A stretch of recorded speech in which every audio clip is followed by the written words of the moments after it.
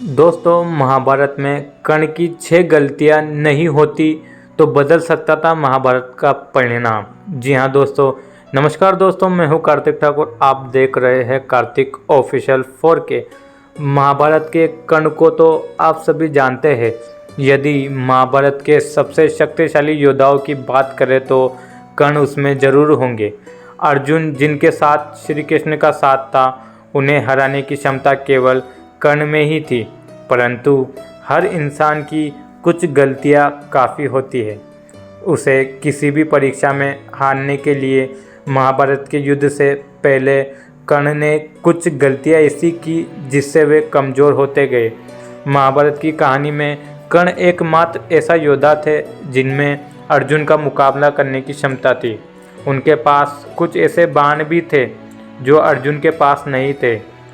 यही कारण है कि दुर्योधन ने हमेशा कर्ण को अपने करीब और मित्र बनाकर रखा। हालांकि इन सभी के बावजूद महाभारत की लड़ाई में कौरवों की हार हुई। यदि हम ये कहें कि कर्ण अर्जुन से भी अच्छे धनुधारी थे तो शायद यह गलत नहीं होगा। महाभारत की कहानी में अर्जुन का मुकाबला करने का साहस सिर्फ एक इंसान में था, वो था कर्ण। कर्ण ने अपनी तपस्या से कुछ ऐसे बाण और शक्तियाँ हासिल करी ली जो कि अर्जुन के पास भी नहीं थी। इसी कारण से दुर्योधन ने उन्हें अपना सबसे प्रिय मित्र बना रखा था, क्योंकि वे जानते थे कि यदि कोई अर्जुन को हरा सकता तो वो केवल कर्ण है। कर्ण के पास इतनी शक्तियाँ होने के बावजूद भी वे कौरवों को जीत ना सके। उनका वध भी अर्जुन के हाथों ही होता है। परंतु ऐसा क्या हुआ जो कौरवों को हार का सामना करना पड़ा। कर्ण से 6 गलतियां हुई थी जिससे वे कमज़ोर हो गए और कौरवों की मदद नहीं कर पाए। तो आइए दोस्तों, जानते हैं कर्ण की वो 6 गलतियां कौन सी थी। महाभारत में कर्ण की 6 गलतियां इस प्रकार थी। गुरु परशुराम का दिया श्राप। जी हाँ दोस्तों, कर्ण के एक गुरु परशुराम भी थे। उन्होंने अपनी बहुत सी विद्याएं उनसे भी सीखी थी, परंतु परशुराम बहुत ही गुस्से वाले थे और कर्ण ने उनसे ये कहा था कि वे एक ब्राह्मण ही हैं। शिक्षा के आखिरी कुछ दिन ही बचे थे। एक दिन गुरु परशुराम को नींद आ रही थी और वे अपना शीर्ष कर्ण की गोद में आकर सो गए। थोड़ी देर पश्चात एक कीड़ा कर्ण के पास आता है और उनकी जांघ पर काटने लगा। कर्ण पीड़ा में बैठे रहे, ये सोचकर कि उनकी कोई भी प्रक्रिया उनके गुरु की नींद बिगाड़ सकती है। वे उस पीड़ा को सहते रहे। थोड़ी देर बाद जब गुरु उठे तब उन्होंने कर्ण को पीड़ा में देखा और पूछा कि इतनी पीड़ा में थे तो उठाया क्यों नहीं। पीड़ा सहते रहने की कारण जब कर्ण ने बताया तो गुरु परशुराम को क्रोध आ गया। उन्होंने बोले कि इतनी पीड़ा सहन करने की क्षमता बस एक क्षत्रिय में ही हो सकती है, और कर्ण ने उनसे झूठ बोला कि वो ब्राह्मण हैं। गुरु परशुराम ने कर्ण को श्राप दिया कि उनकी सिखाई हुई विद्या कहीं भी काम नहीं आएगी और वो मरते वक्त भी उसका उपयोग नहीं कर पाएंगे। तभी विद्याएं किसी काम नहीं आएगी। महाभारत के युद्ध में कुछ ऐसा ही देखने को मिला। यह थी कर्ण की पहली गलती, ब्राह्मण का श्राप। जी हाँ दोस्तों, एक दिन कर्ण जंगल में बाण चलाने का अभ्यास कर रहे थे। इस दौरान वहाँ से कुछ गाय निकल रही थी। कर्ण ने केवल आवाज़ सुनी और उन्हें लगा कि वहाँ कोई जंगली जानवर है। उन्होंने एक तीर उस ओर चलाया जो कि एक गाय को जाकर लगा और गाय की मृत्यु हो गई। ये सभी गाय एक ब्राह्मण की थी। गाय की मृत्यु देख वे बहुत क्रोधित हुए और कर्ण को श्राप दिया कि युद्ध में तब मारे जाएंगे जब उनका ध्यान युद्ध से हट जाएगा।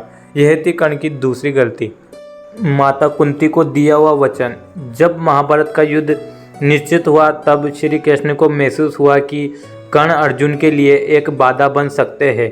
एक बेटे को अपनी असली माँ का सच बताकर वे कर्ण को मानसिक रूप से कमज़ोर कर चुके थे। दूसरी सुबह जब कर्ण सूर्य देव की पूजा करने नदी किनारे जाते थे तभी वहाँ कुंती आ पहुँची, जो कि कर्ण की वास्तविक माँ थी। कर्ण के पास जाके माँ कुंती ने अपनी दुविधा बताई कि वे अपने किसी भी पुत्र को मारते हुए कैसे देख सकती है। तब कुंती ने कर्ण से यह वचन मांगा कि वे अर्जुन से ही युद्ध करेंगे और अपने किसी भी भाई के सामने शस्त्र नहीं उठाएंगे।